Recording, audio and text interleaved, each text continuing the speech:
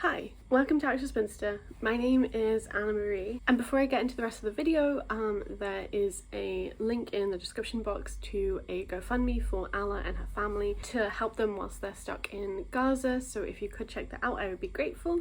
Today's video is hopefully going to be about The Portrait of a Lady by Henry James, Minnie or Mary Temple, and I guess to some degree Henry James's like creative practice, but specifically kind of like the part of his creative work that basically is about sort of his cannibalization of women, sort of in general, but more specifically the actual woman Minnie Temple, as well as sort of like the women writers of the 1850s and 60s that he was reading and reviewing. I'm like very much stepping out of my lane with this, so you know, please bear with me. American literature is not like my thing, but I wanted to make this video because I hope it will be interesting. You know, I have this project for this year where I'm trying to read Henry James to get like a sense of him and his writing, but this was the first book that I picked up from it and I really disliked it a lot, and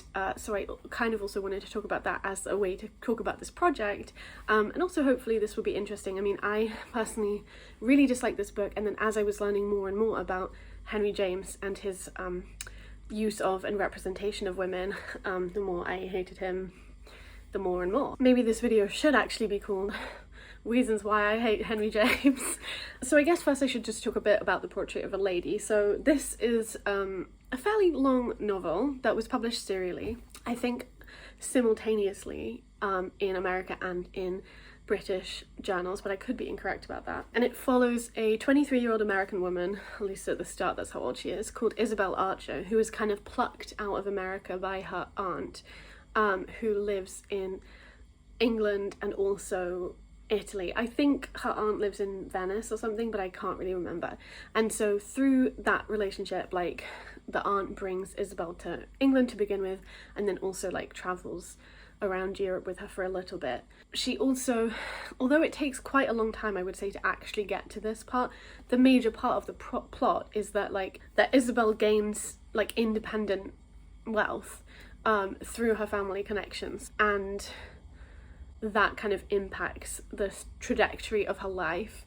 At the beginning she has one suitor, then when she's in England she has another suitor, and both of those times she says no to these men because she doesn't really ever want to marry, and the rest of the story goes on. This video will be spoilerish, but I will stop there for my description of the plot until I actually talk more in depth, because the reason why I hated this book is partially because of the plot. Yeah, so I thought that I was gonna like, you know, grumble about reading Henry James and then like start reading him and be like, okay, this is actually interesting, or you know, it's well written or something, but I didn't feel that way at all. I felt like it was dull. I felt like it was like so nullifying his representation of like what is supposed to be a kind of seductive European world of like beauty and sensuality, and like that was not it at all. I did watch the 1996 Jane Campion film version of The Portrait of a Lady with Nicole Kidman in, partially because I started reading it and I was so bored and I was like, should I finish this, should I not finish this, and in order to like help me, and also because I didn't want to fail at the first hurdle of my project of reading Henry James. So in the end I watched the film, and then after I had watched the film I skim read and like I skipped bits of the rest of the book, but I did make sure to read closely the ending, and other bits I did like properly listen to, but then I skipped through parts because I just like, it was so boring. Like I just can't understand how it's like an interesting novel. And it's not even kind of like that interesting from a gender perspective anyway, it's just again like pretty nullifying. I also kind of expected to have like a different relationship with the main character, Isabel Archer. There is like this real sense, I think, sort of like culturally, that like Henry James like loved women and he writes amazing women and he's so good at like writing about the condition of women, which I think I probably would already take offense at that because I just think that's ridiculous in general, but having actually read this now, I think that that is even more incorrect. And in order to kind of like partially to like make myself see if I could be more interested in The Portrait of a Lady, I did start reading sort of like critical articles, or like not super loads, but I started to try and see what was out there to see if there was things that were interesting to me. And I did pick up two kind of like, well, one biography, and then the other was more just like a book specifically about Henry James and women. One of the books that I picked up was this, A Private Life of Henry James, Two Women and His Art by Lyndall, which I did not read very much of. This is basically trying to tell the story of two women as well as Henry James. So the two women, one of whom is Minnie or Mary Temple. The other, and I will get into more about Minnie Temple, I know I just like mentioned her name, but, and then the other woman is Constance Fenimore Wilson, who was also a writer. And yeah, I didn't get very far with this, partially because of that kind of structure of like these three people's lives. It was like I just thought it was like very badly structured, and I just was like not interested enough to keep reading. I would be interested to hear more about like the relationship between James's work and Constance Fenimore Wilson's, but I just like didn't. And I think one thing that would like majorly impact just the like ease of reading this would be if the chapters had actual dates, because it's just all over the place, and because she's like telling three people in one chapter's like stories, it just like doesn't make any cohesive sense to me. Anyway, but that's not really the point for this. I also partially stopped because I just thought she was way too nice about Henry James being like a creep. I'm sorry if you love Henry James, you probably can't bear this video, but I just hated him. And I also think it's really telling that like when people talk about him, they always use the language, not always, but like often use the language of like authority and like mastery about his work, which I feel like really does tell you something about his self-positioning as like a master of literature and a master of letters. And I think he did that very self-consciously, and I think people just buy into that like unbelievably so. You know, in the kind of classic story of like the literary history, which includes a lot of women, especially at the beginning of the processes of developing forms and popularity and blah blah blah, and then they slowly get like squashed in the retelling of it until we have these key voices that are the authority, and they're almost always like masculine authority about, you know, what is good literature and what makes a good novel and what is mastery. I had kind of planned for this video to be a bit more cohesive and like to have like an actual structure, but I have to just accept where my spoons are at, so that's why it's just more going to be kind of a chat. But hopefully I will cover what I want and make sense, and definitely let me know your thoughts like as I go. I think something that the film of The Portrait of a Lady did was like kind of frame it as being like about a universal story of like the difficulties of being a woman, which I also really disliked, because it's a very specific story about what happens when a woman who is 23 has her like uncle die and leave her like an absolute fortune. I mean, that's not a universal experience of womanhood. Yeah, I guess I should keep talking a bit more about this, because that kind of brings me on to like one of the things that I really hated was that there is just this like sense that the misery of Isabel could have been slightly changed, but also she's kind of just doomed in general. But like, you know, if she had only submitted to the correct man, you know, it's like she just mistakenly marries the wrong man, and she should have just submitted to the better one. But I do feel like that's sort of one of the kind of takeaways in terms of like thinking about the social position of women and what this novel is trying to say about that. Like, what is this novel trying to say about that isn't like really reactionary and like, if you give women the choice, they ruin their lives? Oh great, thank you for telling me that, Henry. The thing is, I can't even really talk that long about this novel because I just like thought it was so nothing. There's literally like one instance of a description that I thought was genuinely quite pleasing. Other than that, I really wasn't like, I didn't think it was well written. I didn't think it was particularly like insightful. I just don't understand why people think this is like some kind of masterful work.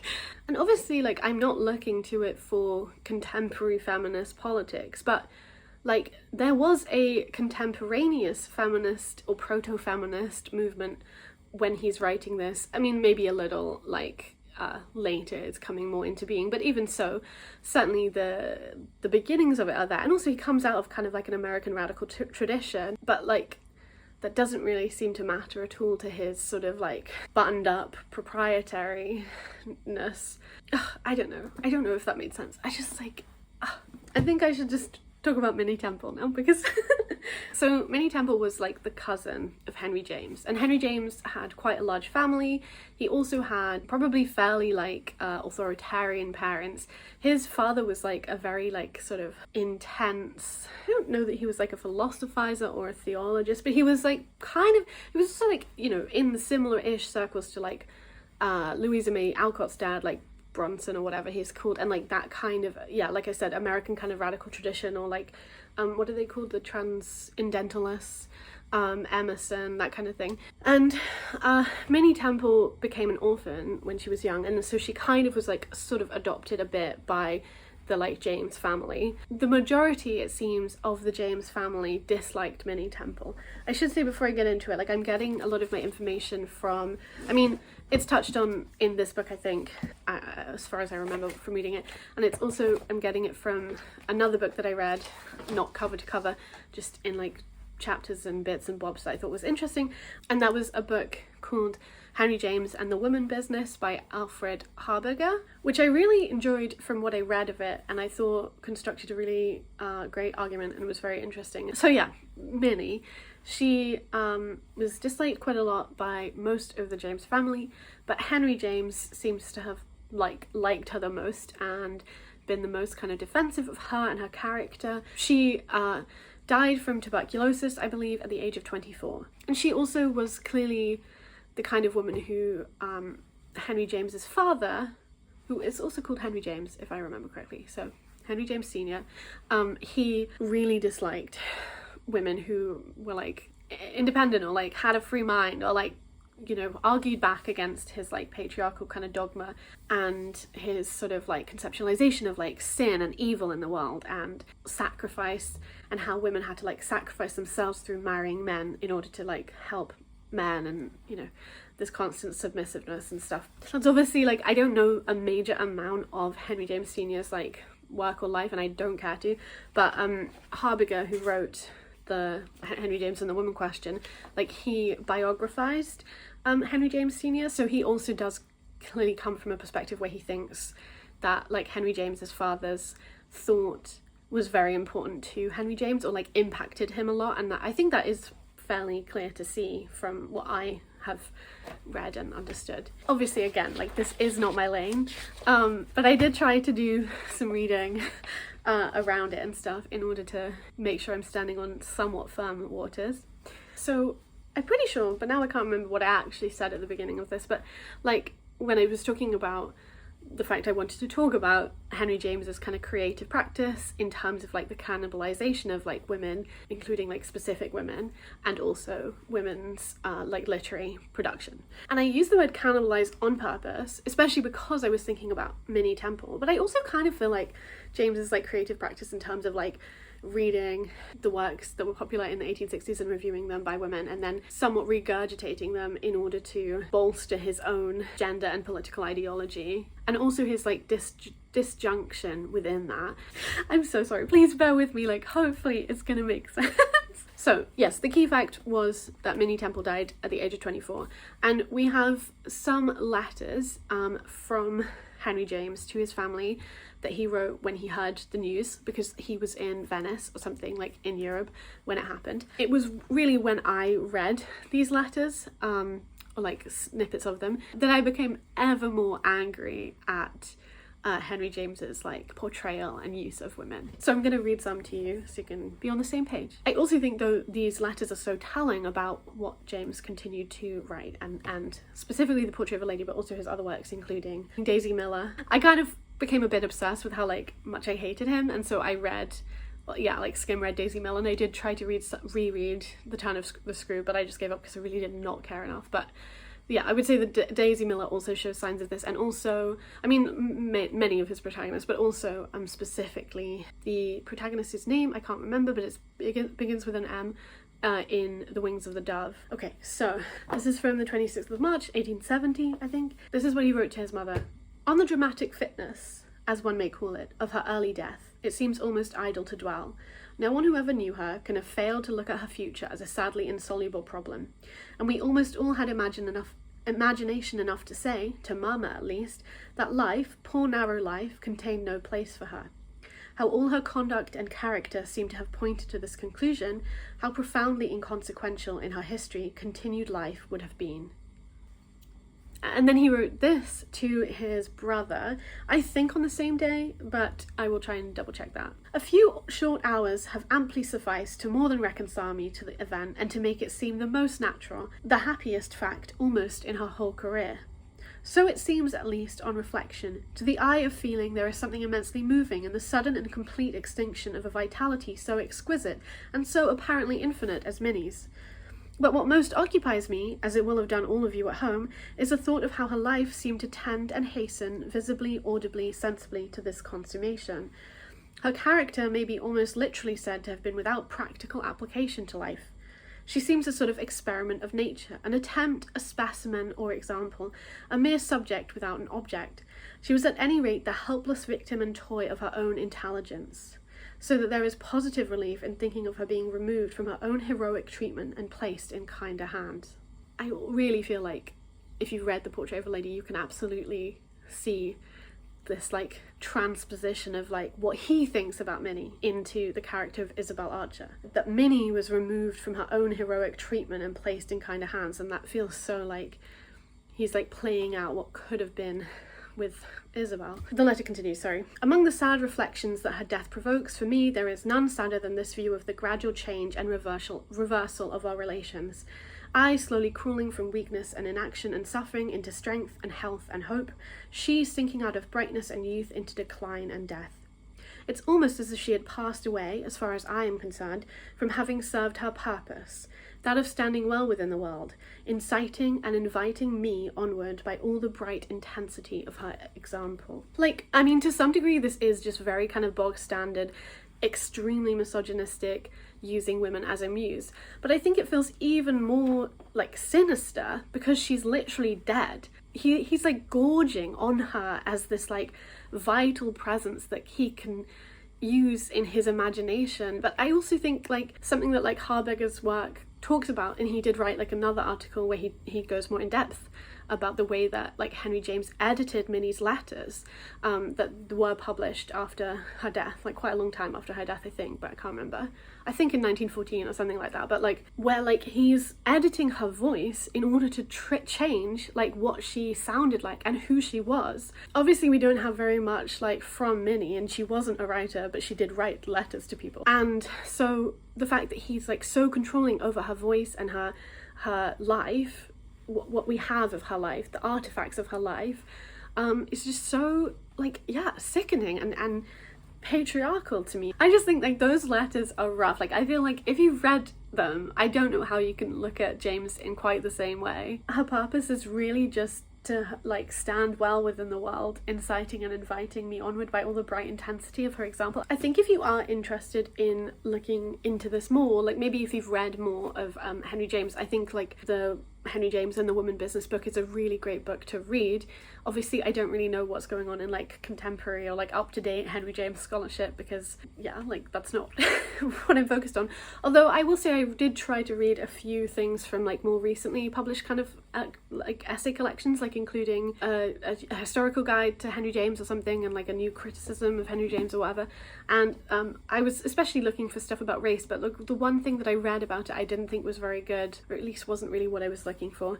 Henry James is obviously very interested and like invested in kind of like the American girl, and especially what that means when the American girl goes to Europe, and I don't care about conversations about like American identity very much. At least like I didn't think this was interesting to me at all. And I was specifically also looking for stuff that maybe was going to talk more about his characters and the racial identity of American identity, if that makes sense. Like I got tired, so I had to take a break, so sorry if things are different. I think what I was just trying to say was like I was trying to find criticism that would talk about like the representation of race in James's work, and specifically I was thinking about the figure of Caspar Goodwood, who is in The Portrait of a Lady, who is a mill owner in Boston, I think, like his family has owned it, and like obviously the cotton industry is like one and the same with chattel slavery, and so the production of cotton at the time, although obviously this is post the Civil War, but I mean still it's like a family business, so his family will have benefited immensely from slave labor. And so I was trying to find stuff that maybe talked about that, and I couldn't find anything, but I also, you know, I wasn't looking like massively, but definitely if you have any recommendations around that, please let me know. I do hate Henry James, but I would still read stuff about him. And I kind of, yeah, well, I'll do like an update on the rest of my project of trying to read Henry James at the end of this video, I think. But yeah, I do really think that not only those letters, but also his, like Henry James's use of Minnie Temple is really quite disturbing.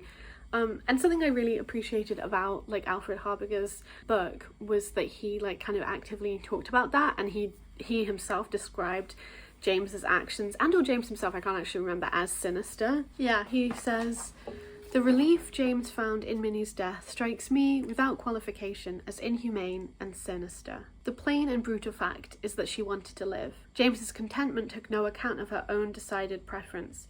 There is a flat opposition between what pleased him and what she herself would have chosen. Her extinction as a willing and acting person did not solve what he saw as her problem, inevitable dissatisfaction with life, nearly so well as it solved his own.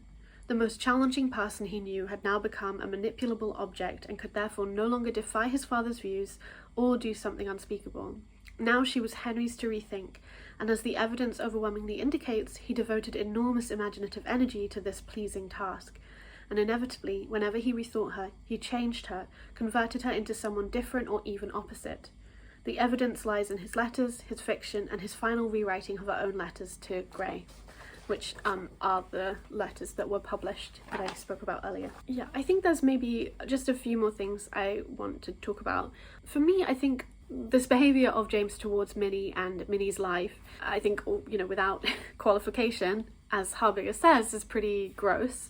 But I think for me the kind of most like violating aspect of it is that he used Minnie Archer well, exactly, he used Minnie Temple as the model for Isabel Archer. You know, I think it's good also to take this all with a grain of salt, because like it's very clear that he also rewrote and changed Minnie as he was like using her as a model. So like her actual self is not necessarily represented in the fictions that he wrote, but he kind of imagines that they were, and I think, you know, there is obviously a connection between those two.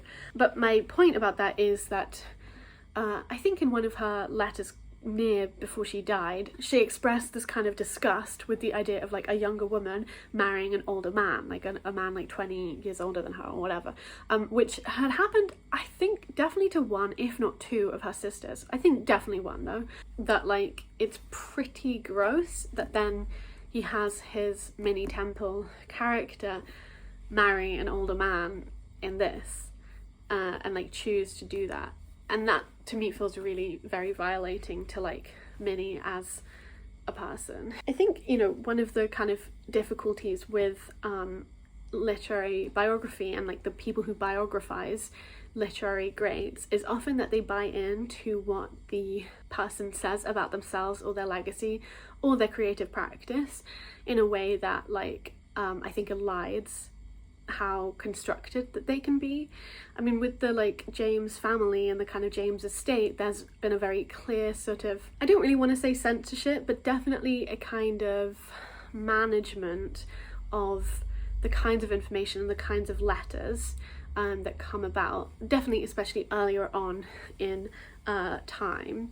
I'll leave like an LRB piece that Colm Toibin wrote where he talks a little bit about this. I wouldn't say it's a very interesting piece, but it kind of does cover some of the like context for especially the letters of Henry James and others. And again, my favourite critic apparently, Habegger, he like wrote an article. He actually wrote two articles that I also read. One was about the relationship between William James, as in Henry James's brother, and Minnie Temple through their letters, which I thought was like interesting, but it wasn't as convincing to me as his other arguments. And also I read one about Henry James's editing of Minnie Temple's letters, which I would really recommend. Through this random act of preservation that I just find myself so deeply grateful for, and I feel that way about so many other random acts of preservation in terms of like maintaining like the histories and the voices of women and also just like other marginalised people. But anyway, in this specific case, before Henry James was sent the letters of Minnie Temple by someone who had them, I don't remember why, could have been Gray, but I think it wasn't. I think it was like one of her friends or something, and they copied them out.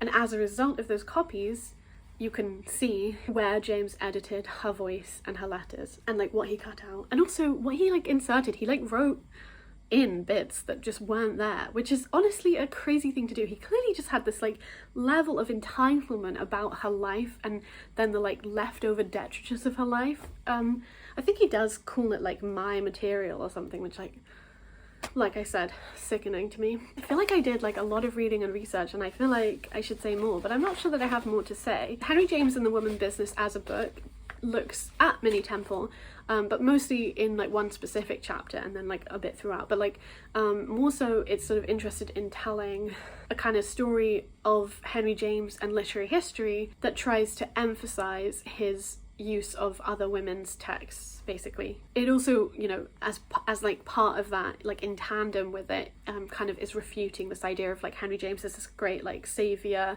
or like lover of women, and instead demonstrates him to be like a pretty like conservative and also just like quite disjointed, constantly being led with his like enjoyment of women like Minnie, who are like free and independent and spirited and, you know, argumentative and just like themselves. And also specifically, like, he clearly was very obsessed with the idea that being orphaned was like a position of freedom, that through that orphanedness you had a level of freedom that you wouldn't if you had parents, which I think speaks volumes of his relationship with his parents and also like his family life, which does seem horribly stifling. And his poor sister Alice, like, sounds like she had like literally an appalling time. But anyway, oh, and of course I've lost what I was saying.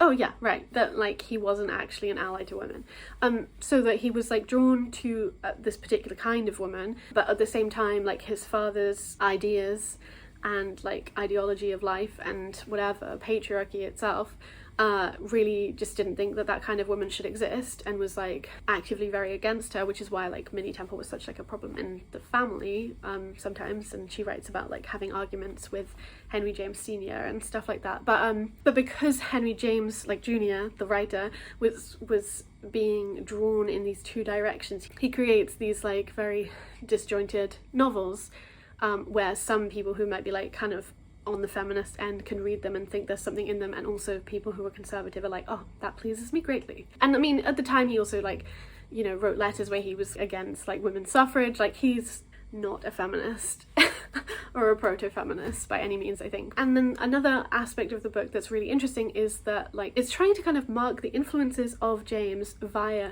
the literary history of the 1850s and 60s. It looks at sort of how he, I mean, at one point it even says like this is sort of what he did, which is that he like rewrote the novels by some of these women so that they would like satisfy him. But he also is quite intertextual, and he's often picking names of women characters that were in other books that were published from like the 1860s and 50s. The one that I remember is that there is someone called Archer, as in Isabel Archer is used in a novel by Anne Moncure Crane Seemuller. There's more to the argument, obviously, like that's just kind of an overview, I guess. Like, yes, I think also to say like a very quick update about my project, like I don't care about basically any of the other books. I kind of am still interested in the Bostonians because it does actually seem like it's the most kind of the text that most deeply engages with that kind of split that Henry James has, where he's like interested in the vibrancy of women, but he also thinks that they should be like nullified, and from energetic they should become tranquil through some kind of patriarchal relationship. So I'm kind of still interested in that, and I am still interested in reading The Princess Casamassima, but I don't really care if I read either of these this year.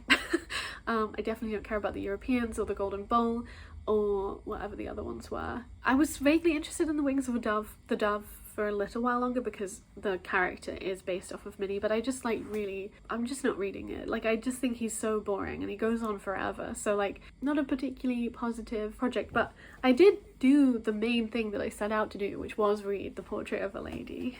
Definitely like let me know your thoughts about what I shared, or like maybe you knew about like Minnie already, or about like the vibes of Henry James in general. As a kind of ending, I wanted to end with this picture of Minnie at age 16 with her self-shaved head, because I feel like it's one way at least to kind of grasp or access like her own vividity and her own freedom, even if she wasn't free, and her potential in life. She wasn't doomed to be discontent all her life. She was a human woman and a human girl, and asked much of the world, who could have gone on to carve out her own space within it and against it with those who loved her truly and deeply, who didn't need to neutralise her in their fictions or edit her out of her own letters. She was holding the scissors, ready to begin.